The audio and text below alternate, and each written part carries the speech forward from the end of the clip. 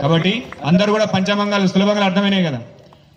మెడలో ఉన్నటువంటి తాళి, పాపలో ఉన్నటువంటి బొట్టు, శిఖలో ఉన్నటువంటి పుష్పాలు, చేతులకు ఉన్నటువంటి గాజులు, కాళ్ళకు ఉన్నటువంటి బట్టలు. నేనేమన్నా రివర్స్ చెప్తే మళ్ళీ నన్ను క్షమించగలని కోరుకుంటున్నా.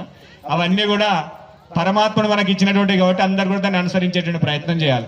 పురుషులకు ఏమి ఇచ్చిండు మన ఈశ్వరుడు? అన్ని స్త్రీమూర్తులకు ఇచ్చిండా? కొంతమంది అనుకుంటారు మా స్త్రీమూర్తులలో కూడా. ఇవన్నీ మేమే పాటించామా? పురుషులు ఏం పాటించాలి?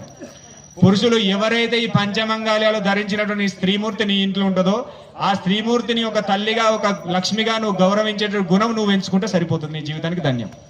అంతకుమించి ఏముండదు. ఎందుకంటే ఒక భార్య అన్ని అవతారాలు కలిగి ఉంటుందని చెప్పింది శాస్త్రం. అన్నం పెట్టేటప్పుడు తల్లిగా ఉంటుంది, నీకు ఇబ్బంది అయినప్పుడు ఒక అక్కగా చెల్లెగా ఉంటుంది, విద్యలో ఏదైనా ఇబ్బందులు వచ్చినా ఏదైనా సరస్వతి మాతగా నీ ఎంబడి ఉంటుంది, ప్రతి ఒక్కదానికి నీ తోడు ఉంటుంది. నీ యొక్క స్థితిని ముందుకు తీసుకెళ్ళడానికి అన్ని రకాల నీ వంశాన్ని ఉద్ధరించడానికి నీకు అన్ని రకాలుగా సపోర్ట్ చేస్తుంది. ఒక స్త్రీ